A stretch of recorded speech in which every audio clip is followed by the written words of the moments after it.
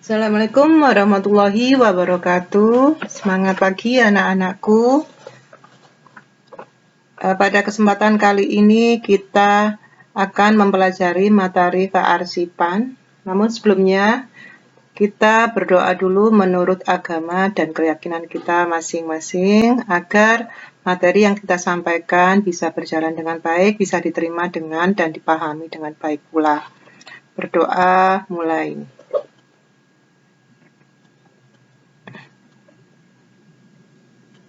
Cukup untuk berdoanya. Nah, pada kesempatan kali ini kita sampai pada materi yang ke 3.2, yaitu kita mempelajari regulasi kearsipan, standar prosedur, dan kaidah kearsipan.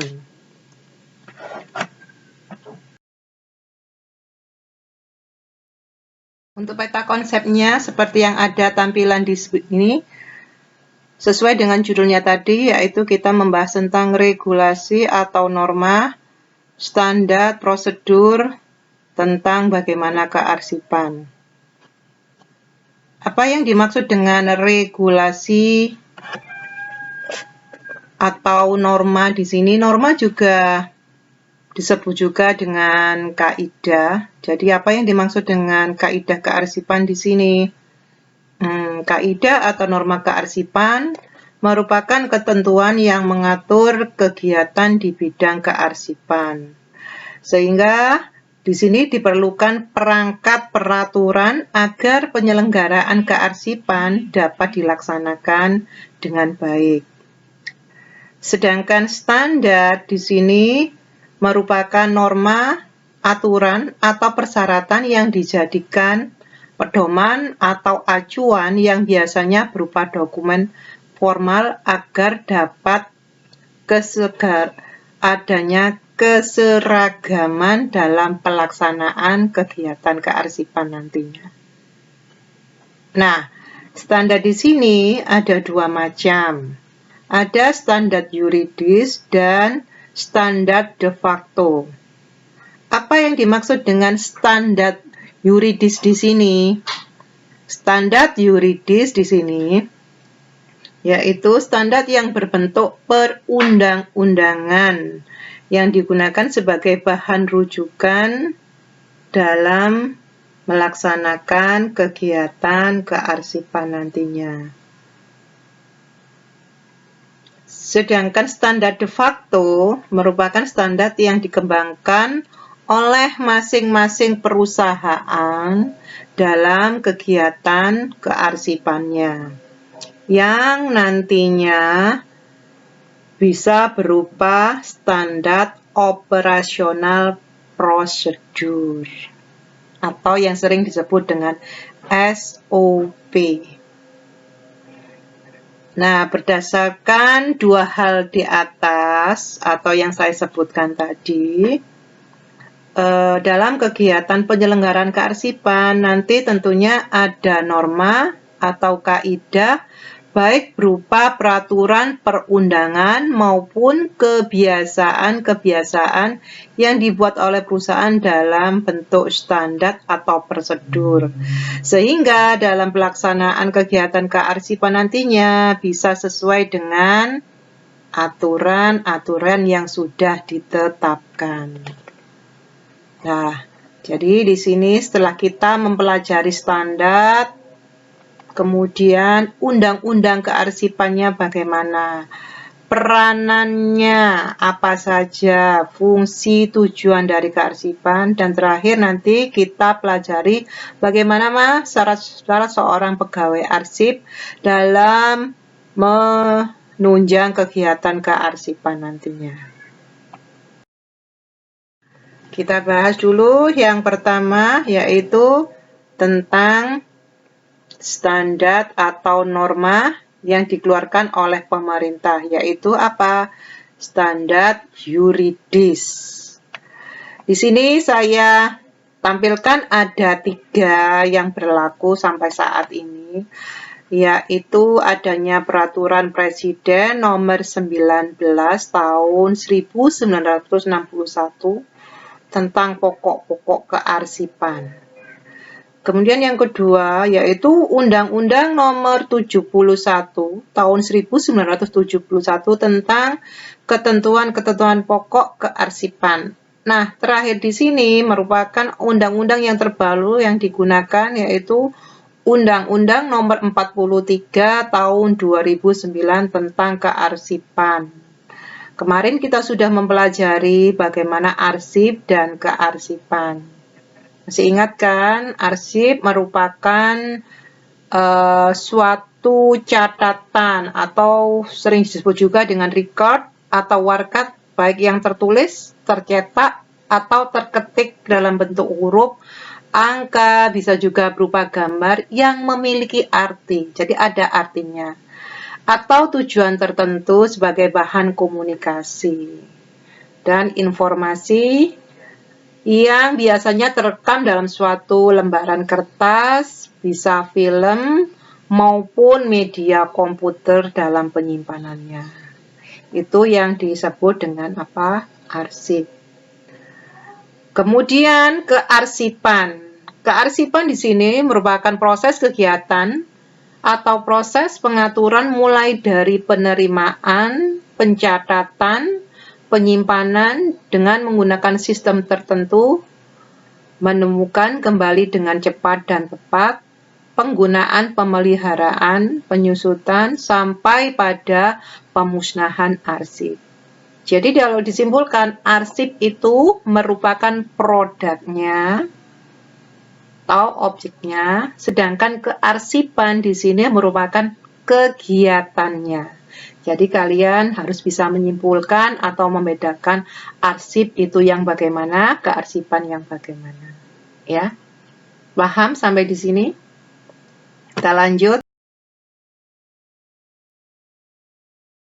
Bagaimana peranan arsip, fungsi, serta tujuan dari kearsipan? Bisa kita lihat di sini. Peranan arsip sangat besar sekali di sini ya. Arsip bisa dikatakan memiliki peran sebagai pusat informasi, karena di dalamnya terkandung beberapa informasi yang bisa membantu ingatan seseorang mengenai sebuah naskah tertentu. Misalnya saja, kemarin kamu sudah mempelajari jenis-jenis arsip kan? Arsip tentang kalau yang dimiliki oleh perusahaan, misalnya arsip tentang pedoman dalam bekerja, misalnya arsip dalam membuat pedoman pembuatan surat atau naskah surat.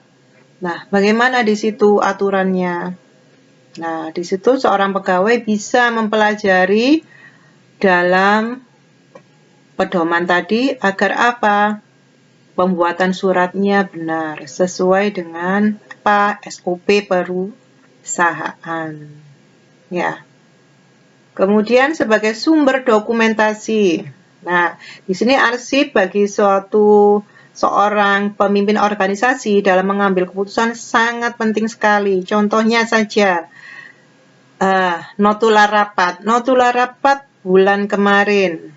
Notula rapat bulan kemarin merupakan bukti bahwa pimpinan telah mengadakan pembahasan laporan sehingga bisa diterima oleh semua pihak. Misalnya, ini digunakan untuk patokan pengambilan keputusan. Kemudian, sebagai bukti resmi pertanggungjawaban di sini tentang penyelenggaraan administrasi.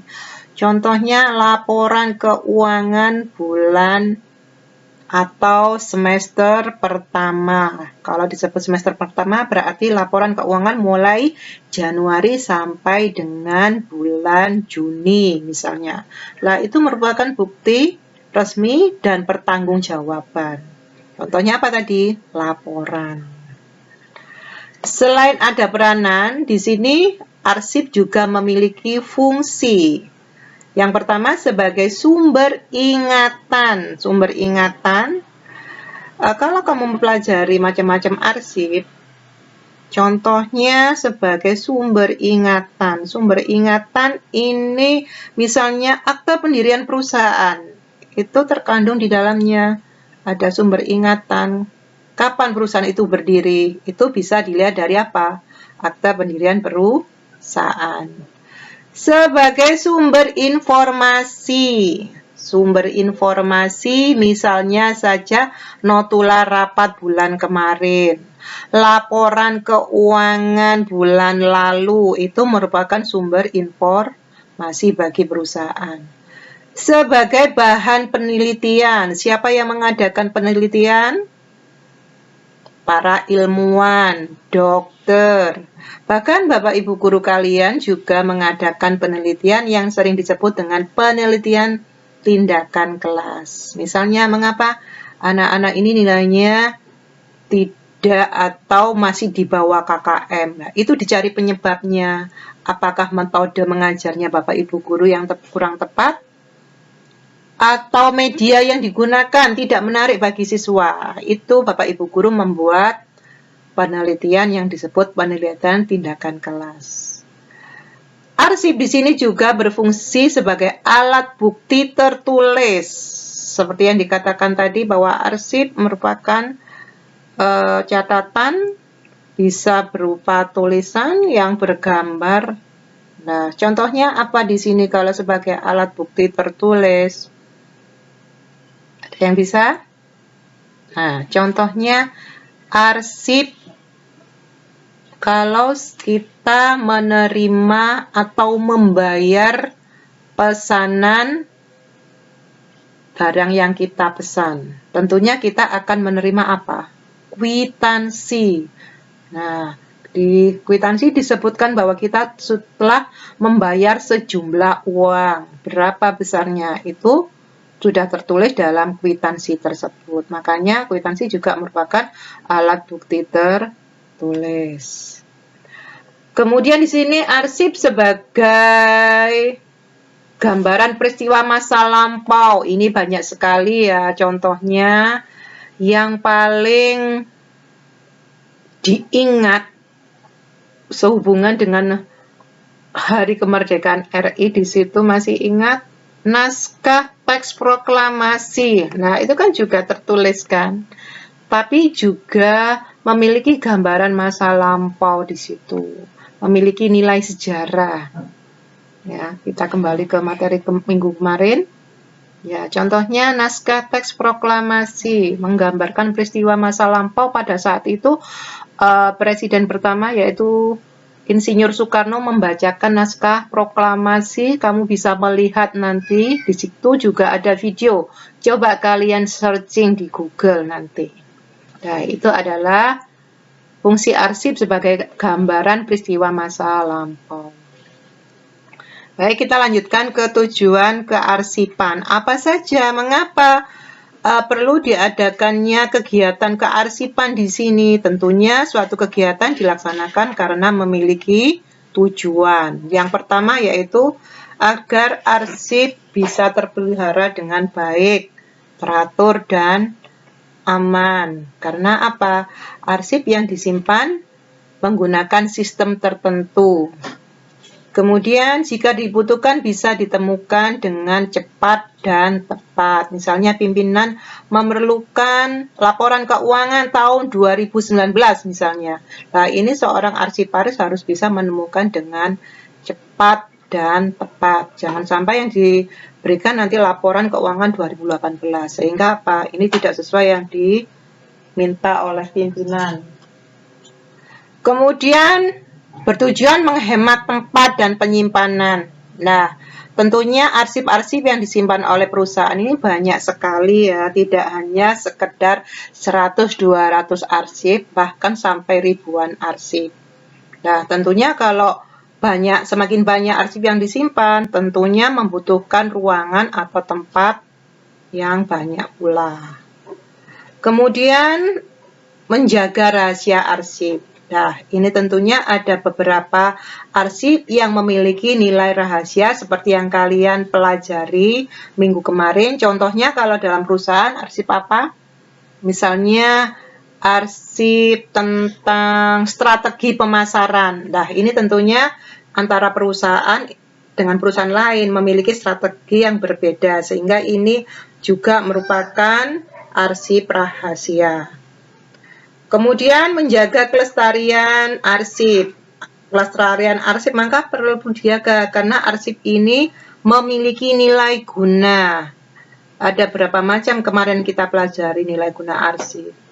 Ada nilai guna administrasi, pendidikan, hukum, penelitian, ya. Silakan dibuka lagi. Kemudian yang terakhir, tujuannya yaitu menyelamatkan pertanggungjawaban suatu perencanaan, pelaksanaan, dan penyelenggaraan kegiatan. Nah, itu adalah beberapa tujuan dari suatu bidang kearsipan.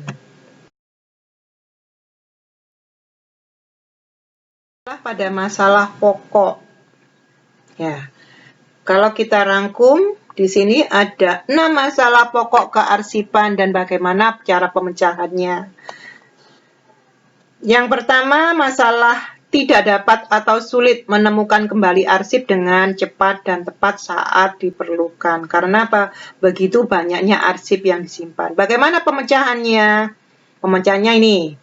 Kita harus bisa menggunakan sistem penyimpanan secara cepat. Secara tepat maksudnya di sini. Kita nanti bisa mempelajari sistem penyimpanan arsip. Ada 5 macam. Dan 5 macam itu bisa dipadukan, bisa 2 atau 3 bisa digunakan. Jadi sistem gabungan nanti.